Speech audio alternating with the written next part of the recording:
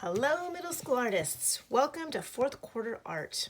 I'm really excited to work with you all. I'm really sorry that we are not in the classroom and able to do it at school, but you know what? We're going to make the best of it. And my goal for this quarter is to work through the syllabus and the projects in the same way we would if we were in the classroom. There are going to be some modifications because we're a little more limited on supplies, but there's loads of amazing art projects that we can do with what we have at home. So that is our plan. Each week I will post in Google Classroom the project, and there will be a link to a video which will have either information and or a demonstration.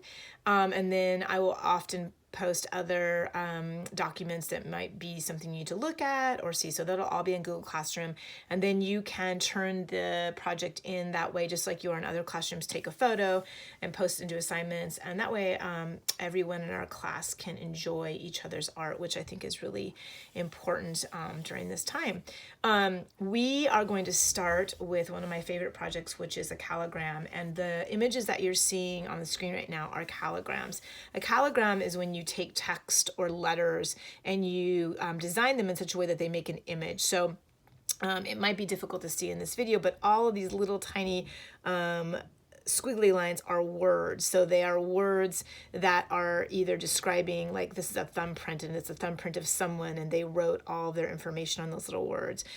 This is a bird and there are different bits of information in there about that. So that's what a calligram is, and it's a really cool and effective graphic technique in order to get information across in an artistic way. You are going to do it with your face, and I'm going to give you a couple of options on how to do that. This is what your end product will look like. I have a couple of examples to show you.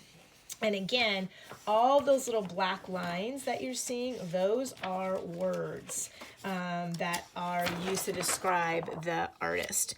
And so that's what you will do. So I'm going to give you a couple of different ways you can do it. In the classroom, the way that we did it is that I printed out off of Synergy your photograph from your school picture. You can do that if you have a printer, and all you do is you go into your Student View account and you click onto your own face and you save it just like you would a document, and then you send it to print. Depending on what kind of computer you have, you might need to enlarge it. So on mine, the one computer I had at home is a little different than what I have in the classroom. So this was too small, so I just drug it into a document and I made it large. The goal for this is that you need to make it as large as a regular piece of copy paper, so an 8.5 by 11. So your face needs to fill in most of the space. If you don't have access to a printer, and a lot of us don't, I often don't have a printer to print from, you're just going to draw your own face, and that will be completely fine. We'll talk about that in a second. If you are going to use your image from Synergy, here is a technique. You've done this before with Looney Tunes. We've done it using other faces. It's creating your own transfer paper. So all I'm doing is I'm coloring the back of my picture pretty pressing fairly hard, not like hurting my hand or anything, but I just want to get it so that a lot of the graphite from my pencil is covering the back of it. You know, really the darker you get it, the better it is, because you are using this to transfer the image. Once it's completely darkened in, I'd probably go a little darker on that. I'm going to take a second sheet of paper and I'm going to lay this on top, and then I'm just going to trace my face, and I'm going to press, and I'm going to literally go around every image that I see, getting all the details, the eyes, of course. Will press, you can see it's already doing that. It's pressing the lines on here. So what I end up with is this outline that you see here in pencil of my face. Now, if you're just doing a drawing that while you're looking in the mirror and doing your self-portrait, that will work just as well. The thing you want to be sure of is that it's still the same size. So if you're drawing it from just direct observation, make sure it's as large as the piece of paper. So once you have your outline, you are ready to start adding the descriptive words. And so what you do is, I needed to kind of spin the paper. You want to get some sort of very skinny pen. It could be a skinny Sharpie. It could also be just a ballpoint black pen. That will work just as well. And this is one of the few times where I actually don't think it works well to do it in pencil first, because it's difficult to go back over. And what I mean by that, so if I have this image here, let me just darken that so you can see it on the screen.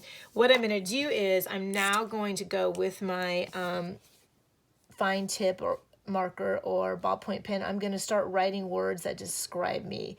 They could be adjectives. They could be food that I like. They could be members of my family. And I'm going to do it all the way around. So you can see in this example, this artist did all the way around their face. They have words and descriptors throughout their hair. They decided to do it on their shirt. You can go as many words as you want. This artist did a little fewer words, but still really effective because you're getting the artist's face as well as words about him. This artist also did a great job. I really liked that this artist put in here stories because that's what they felt like they were sort of sharing when they talk, or stories. And so it's really open-ended. You are trying to make an image of you, and whether that is a bunch of adjectives like we've got here or things you like, you can go either way on it. The goal, though, is to use those words as outline so that when you're done, you still have your face. So you can see all of these. I have my words, but clearly this is a portrait of someone. That's what you want to do. A question that always comes up is, do I have to do my eyes with words? I'm going to leave that up to you. I think this artist did a really good job of getting the words in there and still having their eyes. If you want to leave the eyes and just do them creating an iris and a pupil and do it realistic, that's fine too. Really open-ended.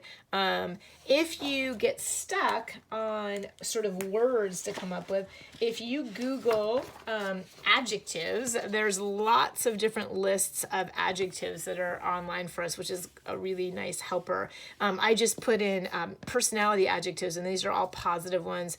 And they're really great. They're helpful when you're writing as well. I really like this list. I pull from it often. So you can look for those. You could also, one time I had somebody, it was hilarious actually, they did a whole, their whole person was all of their favorite snack foods, and they were really specific, like certain brands of a potato chip they liked or a candy, and it was great. So really, I hope you can have fun with this and just make it about you, and then we can all see each other's.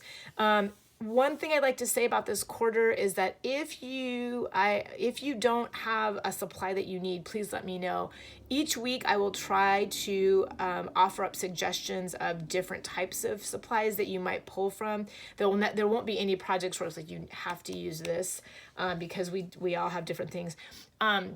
There will be one watercolor project. If you don't have watercolors at home, please let me know. That is something I was able to pull from the classroom, and I'd be happy to drop them off to you. Other than that, we're going to be really flexible on them. But if there's ever a time you need something, just shoot me a note, and I'm close by, and I would just drop it off on your porch. So that's our first project. Let me know if you have questions. I hope you enjoy it. I'll talk to you soon. Bye.